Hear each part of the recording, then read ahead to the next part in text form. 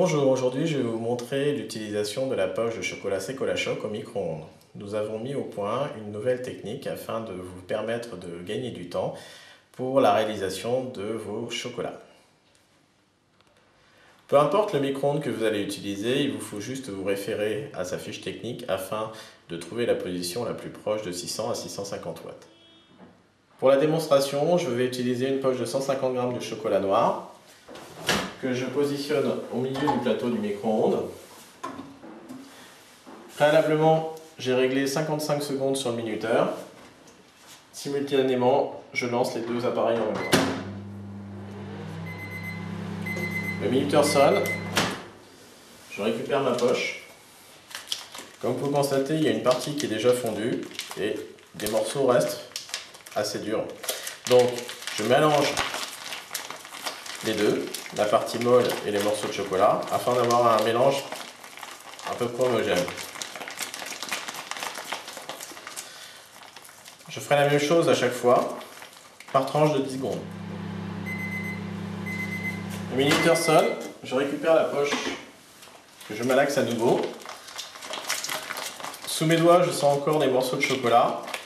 Donc en fait, il faut que je le remette une nouvelle fois. Et ça, autant de fois que je sentirai des petits morceaux qui résistent sous la pression de mes doigts. Donc, je remets la poche, 10 secondes. 10 secondes plus tard, je récupère le chocolat. Je constate que sous mes doigts, il n'y a plus de résistance. Donc, je malaxe pendant 1 minute, environ. Après environ 1 minute de malaxage,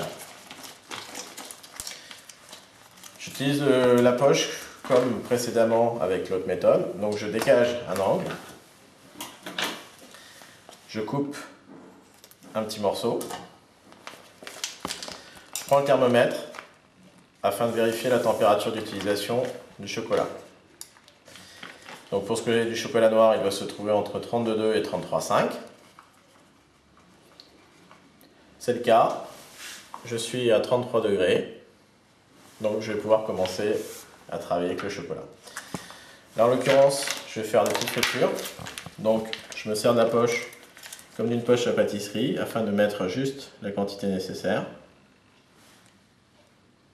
dans mon moule.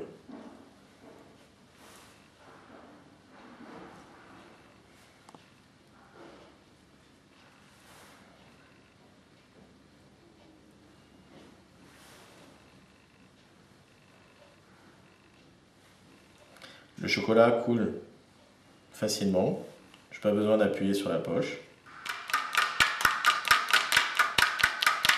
Je tapote afin d'enlever les bulles d'air et de façon à ce que le chocolat se positionne correctement.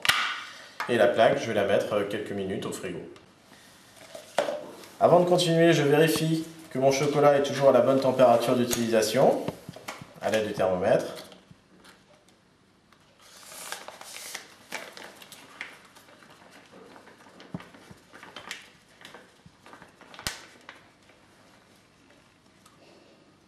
C'est le cas. Donc je continue. Je vais mouler ces petites cuillères. Toujours le même principe. À l'aide de la poche, je m'en sers comme une poche à pâtisserie pour mettre juste la quantité nécessaire.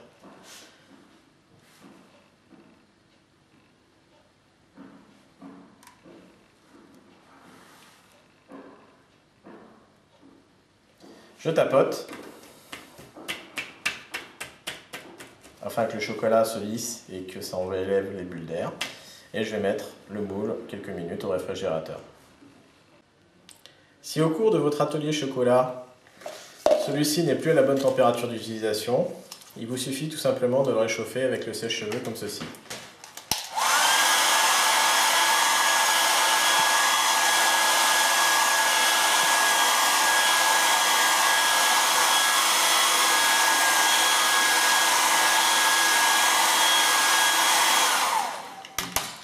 A l'aide de la corde, vous rassemblez le chocolat, vous le malaxez de façon à lui donner une température homogène.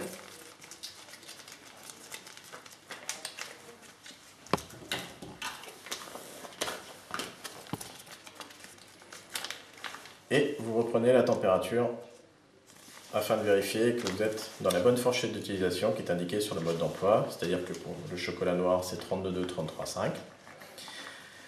C'est le cas, vous continuez. Maintenant, si vous avez un petit peu trop chauffé, pas de panique. Il vous suffit de mettre la poche sur la table de travail. À savoir que la table de travail est à 22 degrés à peu près. Votre chocolat s'utilise entre 32 et 33,5. Par conduction, il va prendre le froid de la table. Il vous suffit juste de malaxer pour obtenir une température homogène. Vous prenez la température, vous êtes à la bonne température, vous continuez. Il est très important aussi de savoir que de l'instant où il vous reste un quart de votre poche qui est pâteuse, vous pouvez refaire fondre le chocolat autant de fois que vous le souhaitez. Donc vous le chauffez, il refroidit, vous le réchauffez, il refroidit, et ainsi de suite, tout au long de la journée. Après quelques minutes au réfrigérateur, j'ai sorti les moules, et je vais maintenant démouler les différentes fabrications réalisées avec la poche de chocolat Choc. Donc je prends la plaque de friture. Voilà, comme vous pouvez constater, ça décolle tout seul. La plaque est propre. Et le chocolat est très brillant. Maintenant, je vais faire des petites cuillères. Tout simplement, j'écarte le moule. Et les petites cuillères se décollent naturellement. Vous pouvez constater aussi, le moule est aussi propre que quand je l'ai utilisé. Ça veut dire que le chocolat est à la bonne température. Vous pouvez regarder le brillant des différents éléments. Vos réalisations sont réussies.